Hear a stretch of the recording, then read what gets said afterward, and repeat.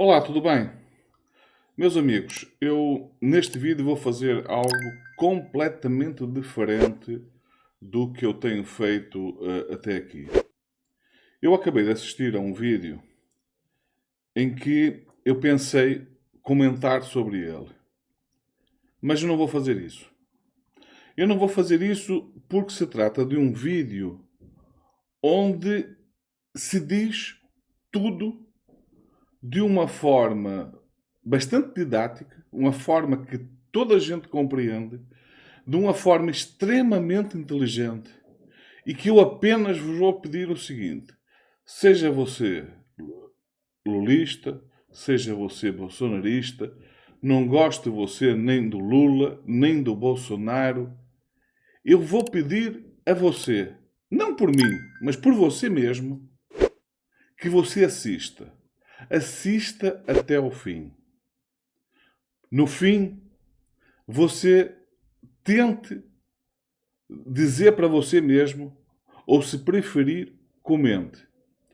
Diga o que neste vídeo você não concorda. O que neste vídeo você acha que está errado. Porque eu, da minha parte, não consigo acrescentar absolutamente nada àquilo que é dito. É um vídeo que eu espero que seja usado, bem usado, não só para se falar daqueles temas, da forma que se falou, mas de outras coisas, da mesma forma didática com que se falou. Porque o vídeo está tão bem feito, mas tão bem feito, que qualquer pessoa não precisa ser muito instruída para entender perfeitamente o que ali é dito. Então assistam ao vídeo até ao fim e depois deixem o seu comentário. Sobretudo, se você acha que alguma coisa dali você não concorda. Diga o que é que você não concorda, o que é que você não diria, o que é que para você está errado em tudo aquilo que é falado. Assistam o vídeo e, no final, apenas fiquem bem e vemos no próximo vídeo. Uma coisa importante é que nós não estamos fazendo esse ato de apologia ao valor do salário mínimo. Porque o valor do salário mínimo é muito baixo no Brasil. Muito baixo. Nós estamos fazendo apologia aqui da ideia de um presidente da República que, em 1936, criou a possibilidade de se estabelecer, um salário que garantisse aos trabalhadores os direitos elementares que todos nós temos direito. A gente morar, a gente comer, a gente estudar e a gente ter o direito de ir e vir. E desde que foi criado, o salário mínimo não preenche esses requisitos da intenção da lei. E tem uma coisa grave que eu vou falar aqui, que nós temos dois tipos de gente no Brasil que vive do salário mínimo. Nós temos as pessoas que não têm profissão, que procuram emprego e só tem como salário o salário mínimo. Nós temos, normalmente, as mulheres que trabalham de domésticas, que muitas vezes só recebem o salário mínimo. E nós temos milhões de trabalhadores aposentados que recebem o salário mínimo. Milhões. Aposentados e do PPC. Por que isso? Porque nas outras categorias organizadas, as pessoas não ganham o salário mínimo. Todos os trabalhadores organizados, e aqui é um exemplo disso, os metalúrgicos é um exemplo, os químicos, os gráficos, todos os trabalhadores organizados têm um piso salarial acima do salário mínimo. Quando se faz acordo salarial, os sindicalistas que estão aqui sabe que a categoria dele, todas ganham acima do salário mínimo, porque tem um piso no acordo coletivo que vocês fazem. Então, normalmente, o salário mínimo fica exclusivamente para os trabalhadores inorganizados e para os trabalhadores aposentados. No caso do Patá, que é do comércio, tem muita gente registrada com o salário mínimo, mas não ganha o salário mínimo porque ganha por produção, ganha pelo que vende, ganha um pouco mais do que o salário mínimo. Por que eu estou explicando isso para vocês? É porque as pessoas nunca levaram a sério a necessidade de melhorar a vida do povo mais humilde do país. Nunca. Se vocês pegarem a história do Brasil, e podem pegar da proclamação da República até o dia de hoje, vocês vão contar nos dedos da cabeça os presidentes que se preocuparam em resolver o problema da renda do povo mais humilde. Porque no Brasil, educação e saúde e salário é coisa para gente que estudou, para gente que tem dinheiro.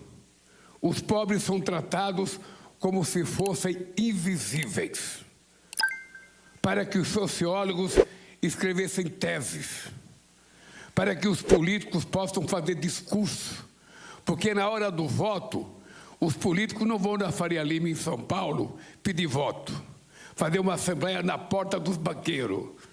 Não vão. Também não vão na porta da Fiesp ou da Firjan. Não vão. Eles vão aonde? No lugar onde moram os pobres.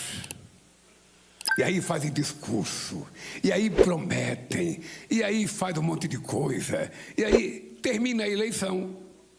Vocês nunca mais ouvem falar desses políticos. Mas se preparem, porque 4 anos depois ele voltará. Se preparem. Essa lógica nós estamos tentando mudar e não é fácil. Quando Getúlio criou a CLT, que hoje é tão criticada pela elite brasileira, é tão criticada, inclusive por gente nossa, está ultrapassada. É importante lembrar que quando ela foi criada, a gente vivia na semi-escravidão nesse país. Não tinha jornada de trabalho. Era 14 horas, 15 horas, para pessoas com 12 anos de idade, com 13 anos de idade. Não tinha direito a férias. Na Constituinte de 46, a elite paulista, ela achava que a férias tinha que ser só de 10 dias, porque muitas férias o trabalhador ia beber, porque a ociosidade leva as pessoas à cachaça. Era esse o conceito que se tinha dos pobres nesse país. E é isso que nós temos que aprender, para a gente poder se libertar. E eu acho que o salário mínimo é muito pouco. É muito pouco. O que eu estou fazendo apologia aqui é da criação da ideia desse país ter um salário mínimo. E que todos nós, governo e vocês, temos a obrigação de brigar para que ele melhore. E por que é difícil? Porque é muita gente. Quando você individualiza, vou dar R$50 para o Galípolo, que ganha o salário mínimo, você fala, é pouco, eu vou dar. Mas aí quando você percebe que igual a ele tem 30 milhões, e você multiplica 50 por 30, chega a um volume de dinheiro que não cabe no orçamento. Não é os empresários, porque todos os empresários podem pagar mais que o salário mínimo. E por que ele pode pagar? Porque ele vai colocar o salário no custo do produto que ele fabrica e que ele vende. Se ele percebesse que o trabalhador ganhando melhor ia comprar o produto que ele mesmo produz, ele não seria avarento na hora de pagar o salário mínimo. Então ele não paga. Eu digo sempre o seguinte, vocês também são assim. Todo mundo é assim. Ou seja, na hora da gente pagar R$1.000, a gente acha caro pra cacete. É muito dinheiro. Você tem que pagar pro outro. Pô, esse cara trabalhou comigo, ele ganha R$1.000. Porra, ele não faz nada, R$1.000. Mas na hora de você receber R$1.000, para você também é pouco. Então o cara que recebe acha pouco, o cara que paga acha muito. Isso é a vida e vale para tudo. O que é que nós estamos tentando mudar na cabeça da humanidade deste país? É de que na hora que todo mundo ganhar um pouco, na hora que todo mundo tiver um pouco, as coisas melhoram para tudo. E eu vou dar um exemplo para vocês aqui. Essa empresa aqui já teve para ser privatizada. Porque muito sacana, desculpa, a palavra sacana não é correta, não. Muitas pessoas que disputaram eleições nesse país e ganharam, eles acham que empresa pública é um desastre, que todos vocês não trabalham, que todos vocês custam muito caro, que é melhor privatizar, é melhor terceirizar. No caso da Casa da Moeda, as pessoas não percebem que a moeda é um símbolo de um país. É um símbolo de um país. E o fato de você utilizar papel brasileiro, tinta brasileira, tudo brasileiro e, sobretudo, o trabalhador brasileiro, é um símbolo extraordinário de que a gente está exercendo uma parte da nossa soberania. O que é soberania? Um dinheiro de um país não pode ser feito no outro país. Tem que ser feito por nós.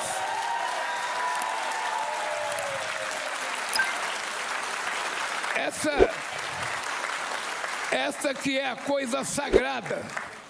Porque vira e mexe, você vê as pessoas dizendo, não, porque é preciso fechar as empresas estatais, Banco do Brasil custa muito, Correio custa muito, Banco Central custa muito, Caixa Econômica custa muito, BNB custa muito, a Casa da Moeda custa muito, tudo custa muito. A Petrobras custa muito. Agora imagine se não fossem essas empresas, como seria o Brasil. Então o que nós precisamos aprender a valorizar, companheiros, são as coisas que nós temos capacidade de fazer. E eu fico muito feliz com o discurso daquela companheira, que eu fiquei emocionado quando ela falou, ela me chamou de velhinho, me chamou de velhinho. Eu, fazendo um esforço condenado, levantar todo dia às 5h30 da manhã, mais de 2 horas por dia para aparecer esse brotão aqui, e você me chama de velhinho.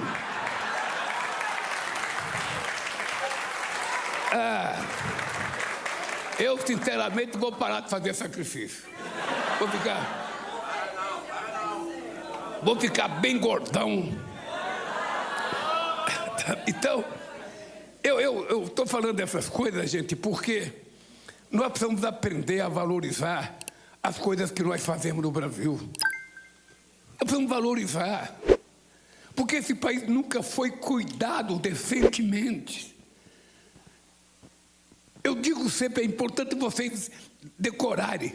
A primeira universidade feita nesse país foi em 1920. O Brasil foi descoberto em 1500. A República Dominicana foi descoberta em 1498 pelo Colombo. 32 anos depois do Colombo chegar lá, a República Dominicana já tinha universidade. E aqui demorou 420 anos para fazer a primeira universidade. Por que será que acontecia isso? É porque pobre não precisa estudar, porra. Vocês nasceram só para trabalhar.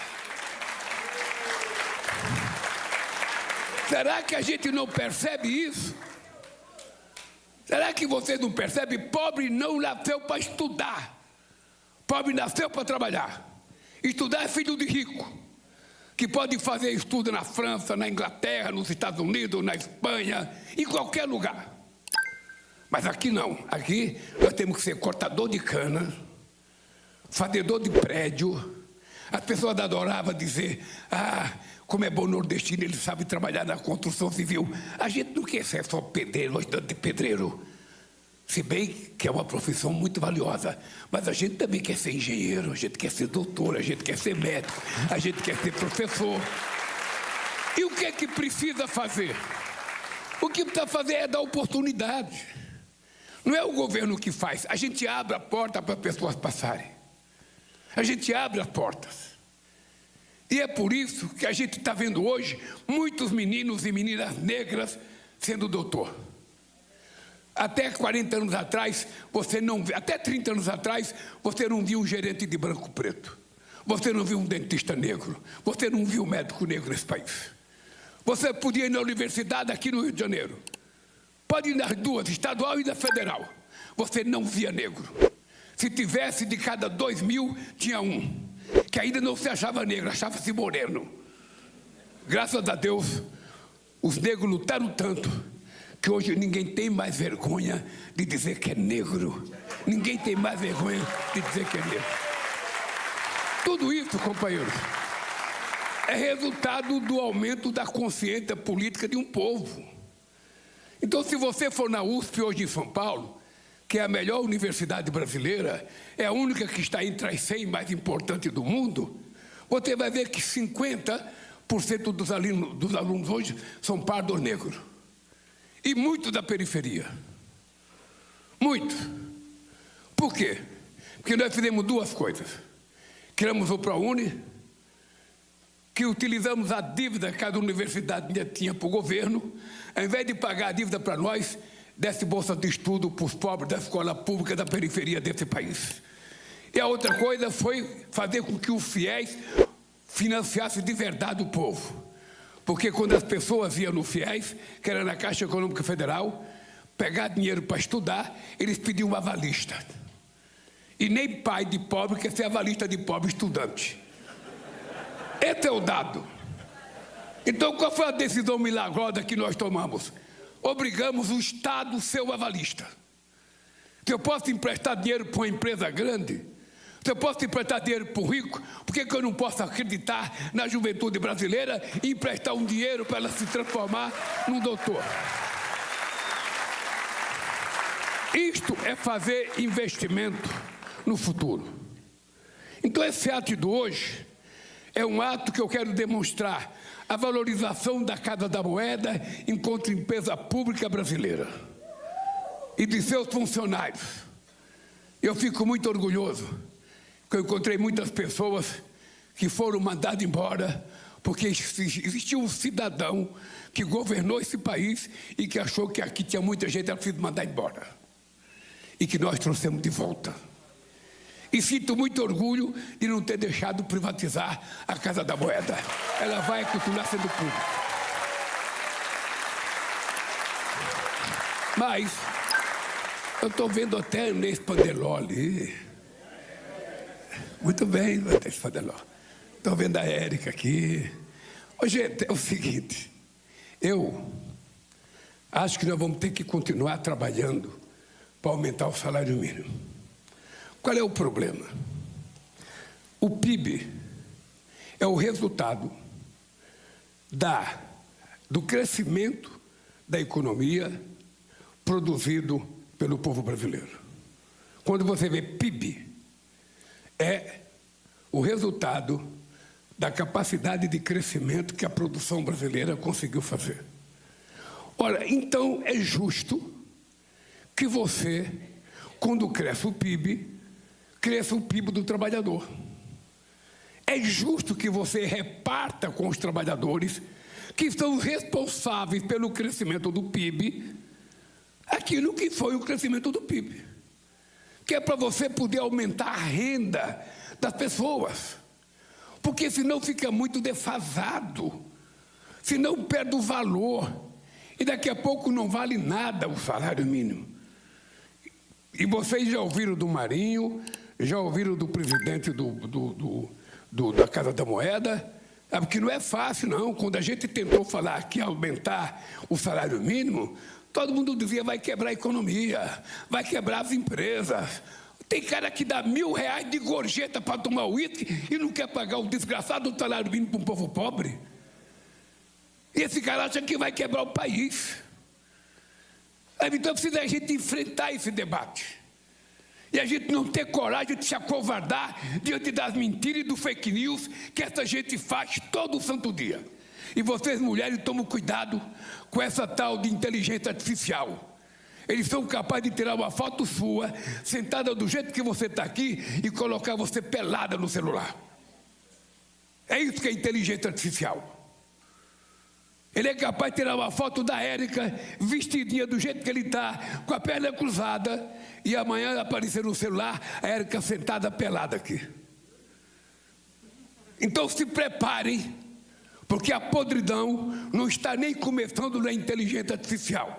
E todos nós gostamos de coisas fáceis. Você não vê um influencer. Você sabe agora uma profissão chamada influencer. Os caras que trabalham na internet têm 3 milhões de seguidores. Eu não conheço um professor de matemática que tenha 4 milhões de seguidores. Eu não conheço um professor de geografia que tenha 4 milhões de seguidores. Eu não conheço ninguém que ensine uma coisa séria que tem 4 milhões. Mas se o cara estiver falando bobagem, pode até ter 20 milhões. O Bolsonaro tinha 30 milhões.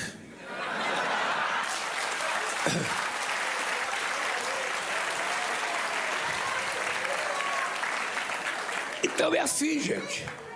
É mais fácil acreditar numa mentira. Porque, na verdade, você tem que provar. A mentira você não tem que provar. Eu falo que o cara não presta, você acredita. Você nem conhece o cara, por que você acredita, porra? Vai procurar conhecer o cara. Então nós estamos vivendo um mundo da mentira. Nós estamos vivendo uma situação muito delicada. Vocês vivem no celular. Levanta de manhã, nem beija o marido, já pega o celular. O marido nem beija a mulher, já pega o celular. Vai deitar, ao invés de dar um beijinho, vai pegar o celular. Vai ver notícia, meia-noite. Morreu um ganso, morreu um pato, morreu um cachorro, sabe? Ao invés de ficar olhando para a cara da mulher e conversando com ela e fazendo carinho, fica no celular. E muita mulher também fica no celular. Então é preciso que a gente não se permita virar algoritmo. Nós somos seres humanos, nós temos sentimento, nós temos coração, nós temos solidariedade. A gente não pode ficar sendo algoritmo robotizado pelos que eles querem que a gente veja e que a gente acredite todo dia. É preciso que a gente se lembre que vai ter uma eleição. E é importante se lembrar que se a gente não for esperto, a mentira vencerá a verdade. Então eu estou contando essa história para vocês, porque eu vou dizer como que é as coisas. Fique esperto. Fique esperto. Vocês viram que destruir, com 3 porradinhas que eu dei, destruir 2 moedas que demorou tempo para fazer. Com 2 porradinhas. Então, para destruir, é muito fácil. Eu sei como é que nós pegamos esse país em 2023. Eu sei como é que nós pegamos esse país.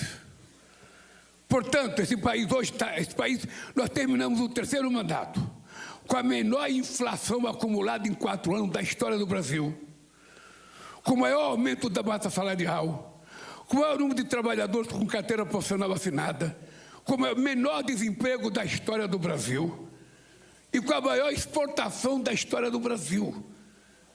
Em apenas 3 anos. E nós vamos fazer um comparativo. Vamos fazer um carteiro. Quem é melhor? É o Flamengo ou é o Palmeiras? O Flamengo provou que era melhor.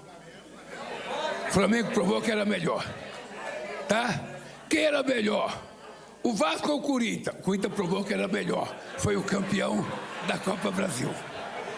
Então, nós estamos chegando na hora da verdade. Quando vocês receberem uma notícia no Zap, antes de vocês passarem para alguém, se certifique se o canalha que passou para vocês não está reproduzindo uma outra coisa que o outro canalha fez.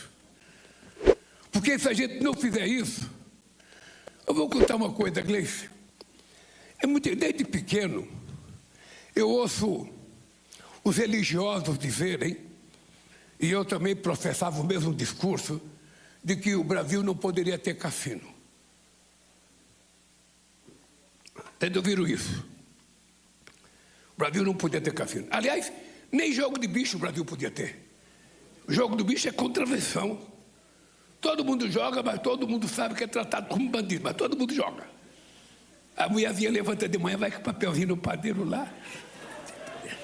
Borboleta. Jacaré.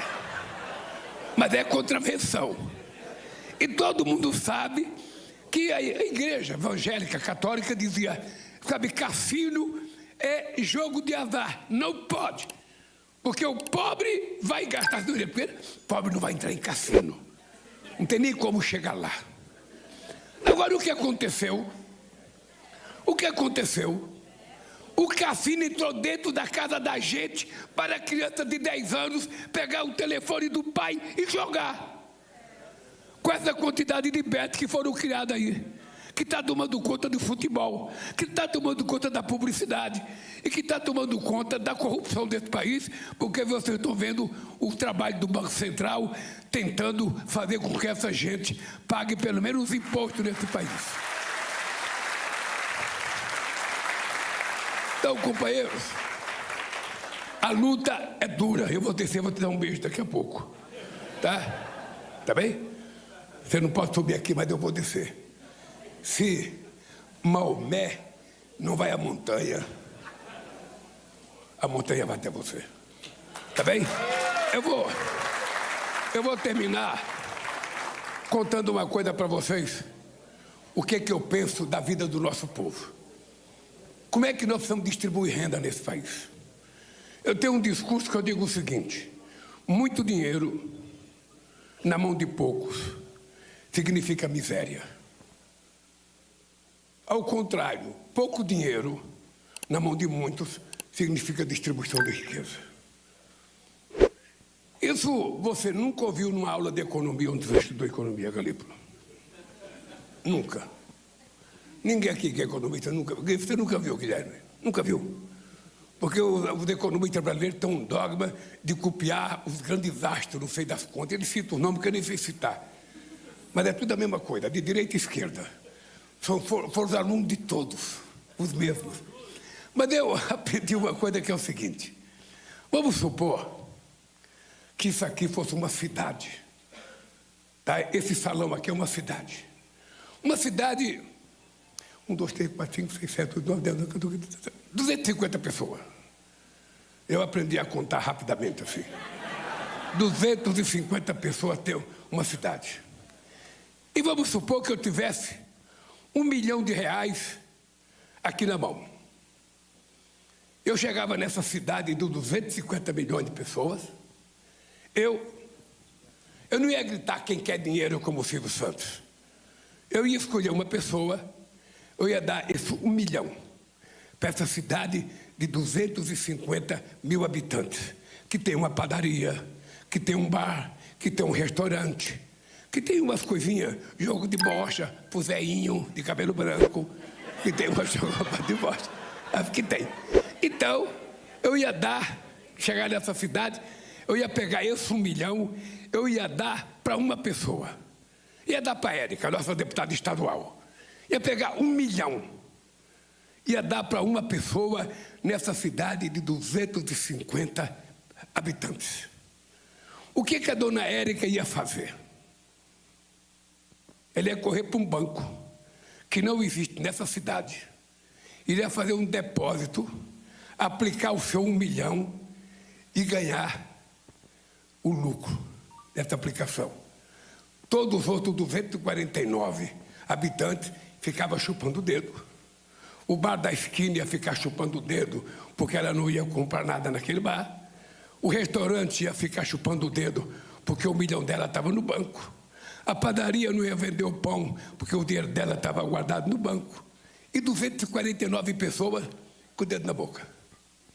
Agora veja, ao contrário. Se eu chegasse nessa cidade de 250 habitantes e pegasse o mesmo 1 milhão e fosse distribuir em partes iguais por 250 milhões de habitantes, todo mundo iria receber R$4 mil. o que iria acontecer na cidade? Todo mundo ia frequentar mais a padaria. Todo mundo ia frequentar mais o bar. Todo mundo ia frequentar mais os armarinhos para comprar caderno, para comprar roupa, para comprar chinelo, para comprar sapato. O dinheiro ia dinamizar a vida da cidade. O comércio ia crescer. O comércio crescendo ia gerar mais um emprego. O emprego ia gerar mais um trabalho. Esse comércio vendendo mais ia comprar da indústria. A indústria ia vender mais. A cidade começaria a viver um outro padrão de vida. Por quê? Porque todo mundo tinha um pouco de dinheiro e não apenas a Érica tinha 1 milhão dela sozinho. É isso que nós precisamos pensar quando a gente fala de economia. É preciso distribuir melhor aquilo que é a riqueza do país, para que todo mundo, sobretudo aqueles que não tiveram oportunidade de estudar, aqueles que não tiveram estudado e de investigar, não precisem viver de Bolsa Família, não precisem viver de gás do povo, que ele possa ter o seu emprego, o seu salário, a sua aposentadoria e ele poder cuidar da sua vida, tal como diz a lei que aprovou o salário mínimo. Tal sim, não é fácil. Por que não faz? Você lembra que vocês votaram para deputado nas últimas eleições? Alguém lembra qual foi o senador que votou? Alguém já se preocupou o que o senador fez nesses 8 anos que ele está lá no mandato? Já foram acompanhar para saber o que ele fez? Então, gente, não precisa ter estudo. O que nós vamos ter é responsabilidade. Nunca coloquem uma raposa no galinheiro de vocês, porque ele não vai cuidar da galinha e nem do galo, ele vai comê-las. Então, quando a gente for votar, é preciso a gente saber. A gente está votando por quê? O que a gente quer que o deputado faça, que o prefeito faça, que o vereador faça? O que a gente quer? Você tem que ter um propósito. Não é só digitar um número e depois esquecer. Porque quem perde é você. Muito obrigado, gente.